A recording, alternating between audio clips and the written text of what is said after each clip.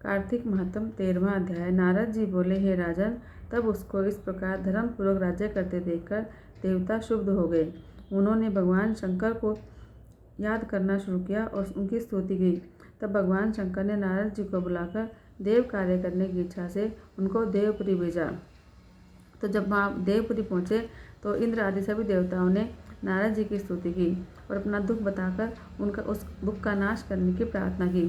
तो नारद जी ने कहा कि मैं सब जानता हूँ, इसीलिए मैं दैत्यराज जलंधर के पास जा रहा हूँ।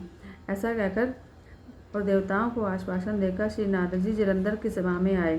जलंधर ने श्री नारद जी के चरणों की पूजा करके हंसते हुए कहा, हे ब्राह्मण, कहिए आप कहाँ से आ रहे हैं और कहाँ कहाँ पर आपने क्या क्या देखा। मेरे योग्य जो सेवा हो उसके लिए आज्ञा दीजिए। जलंधर के ये वचन सुनकर नारद जी बोले, हे दानवराज महाबुद्धिमान जलंधर, तुम धन्य हो, क्योंकि इस समय सब रत्नों के भोक्ता तुम हो। हे दैत्यश्रेष्ठ, अब आप मेरे आगमन का कारण सुनिए। हे दैत्यराज, मैं स्वेच्छा से कैलाश पर्वत गया था। वहाँ 10,000 योजन में कल्प वृक्ष का वन है। वहाँ पर मैंने सैकड़ों कामधेनुओं को देखा तथा वह देखा कि वह वन चिंतामणि से प्रकाशित परम दिव्य, अद्भुत और सब स्वर्णमय है। मैंने वहाँ पार्थिव के साथ स्थित शंकर को देखा, जो सर्वांग सुंदर, गौरवर, त्रिनेत्र, मस्तक पर चंद्रमा धारण किए हुए हैं। यह देखकर मुझे बड़ा आश्चर्य हुआ कि इनके समान त्रिलोकी में कोई है ही नहीं। तो मैं तुम्हारी समृद्धि देखने की इच्छा से तुम्हारे पास चला आया। तो जलंधर ने अपनी सारी समृद्धि दिखला दी। तो देवताओं का कार्य करने के इच्छुक श्री प्रेरित श्री नारद जी ने जलंधर से कहा, निश्चय ही तुम त्रिलोकपति होने के योग्य हो। तुम्हारे लिए ऐसा होना कोई विचित्र बात नहीं है।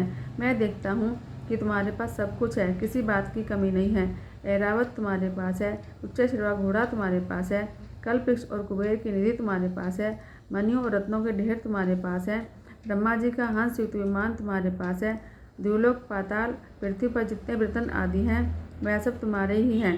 मैं तुम्हारे इस प्रकार के सब रत्न आदि ऐश्वर्य को देखकर बड़ा प्रसन्न हूँ, परंतु तुम्हारे पास कोई स्त्री रत्न नहीं है, उसके बिना सब फीका है।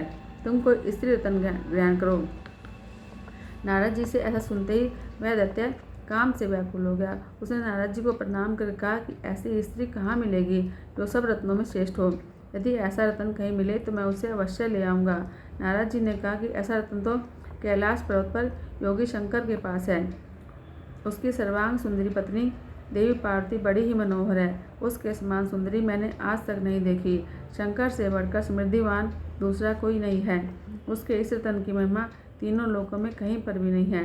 तभी तो परम विरक्त आत्माराम शंकर भी उसके वश में हो गए हैं। इतना कहकर देवर्षि नारद देवा काम करने की इच्छा से आकाश मार्ग को चले गए। बोलो श्री कृष्णचंद्र भगवान की जय।